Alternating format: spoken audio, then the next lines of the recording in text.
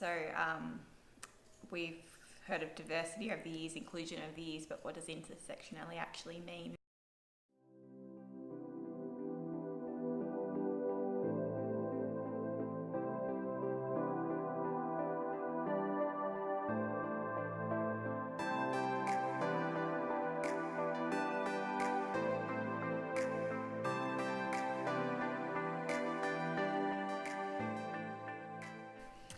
I think for myself, I've got sort of two areas. So one of them is that council does write a number of action plans or strategies and things like that, and the council say to me, put a gender lens over this piece of work, but then they provide it to the disability officer and put a disability lens, and rather than doing them all separately, can't we make an intersexual lens? So that's what I'd love to get from doing this training. The workshop is really intense because I'm really rethinking everything that I knew. Sort of, I had that traditional think of,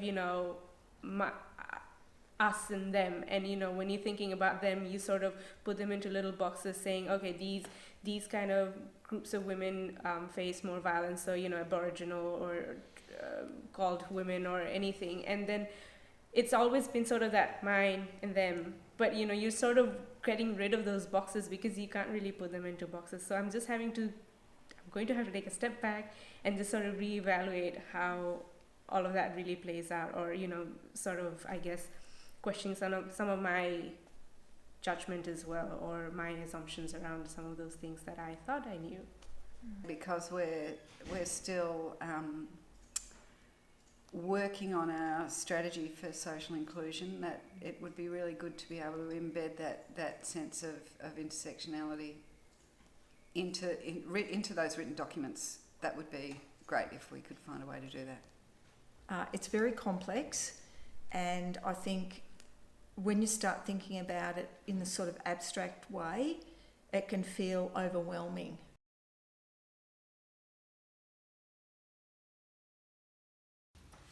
So many learnings, but I guess one of the key ones that were sort of takeaway aha moments for me were really around the idea of examining your own privilege. So not just that you're privileged, but actually in what ways are you privileged and in what ways are you not privileged, and really thinking about that and the ideas of the intersecting roads. So that's one of the key things of me taking into my work.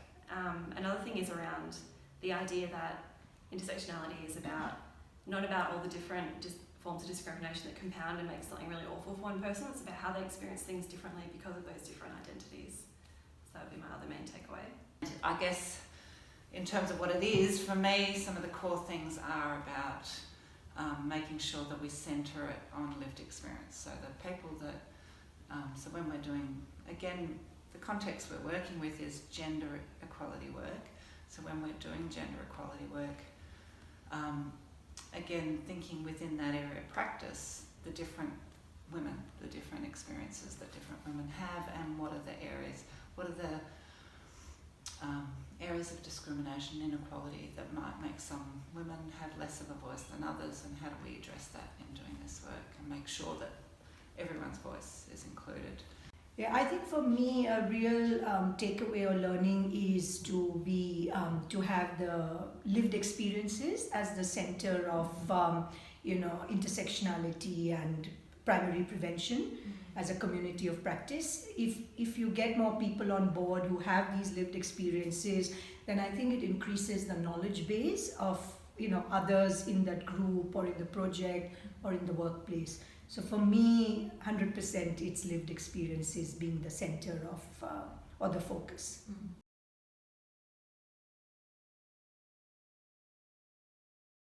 I think, because I sit in the community development team at council, so we've got someone that looks after disability, someone that looks after multicultural, and I look after gender equity. So firstly taking it back and seeing how we can collaborate further on different projects rather than always working in silos.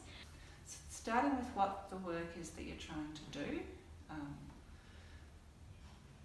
and just asking yourself in that planning stage, or if you're past the planning stage, bringing it back and reflecting on it, is are the goals that I'm working for here reflective of the diverse women that might be affected by that issue, or who might experience that, or might be in that community that you're trying to do something about. So I think that's the starting point, starting with that. Well, I think it is around, for me, because I may not have all of those relationships that I need to do this work well. It's developing up in time those relationships and putting the effort into that.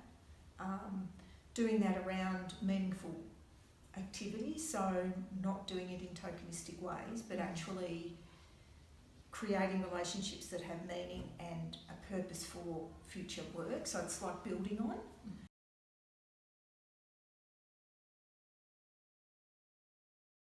I think, yeah, it's acknowledging that you don't know everything, that you definitely need to learn from others in this space, as well as through the theory, but also listening to others' experiences in the room as well.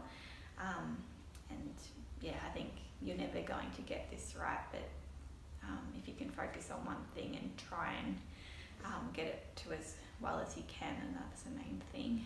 It's not about us doing things to them and teaching them how to do stuff. It's actually us learning about what respect and equality means for those different faiths, and helping us to have a better way of communicating and understanding around different approaches. When you're trying to be intersectional, you can't include the number of different areas of discrimination and inequality that you could bring into that is almost endless, and you don't know whose voices to be bringing in. But when you have an area of action, you can plan that. You can think about, okay, we're doing gender equality work in this setting, and these are the other types of intersecting issues and discrimination or inequalities that we are likely to be working with, and how do we get those voices? I think in terms of preventing violence against women, it's really about how often we talk about domestic violence and harassment that women experience on the street, but we don't often identify that a lot of the racism that some women experience, or ableism, that's actually sexism as well. That's a form of violence against women. So for me, it's really expanded what we're talking about and what we're really trying to change at a societal level in terms of, preventing violence against women or stopping violence against women. It's about, we really have to include racism, ableism, ethnocentrism, all of these in that, or we're never going to achieve the equality.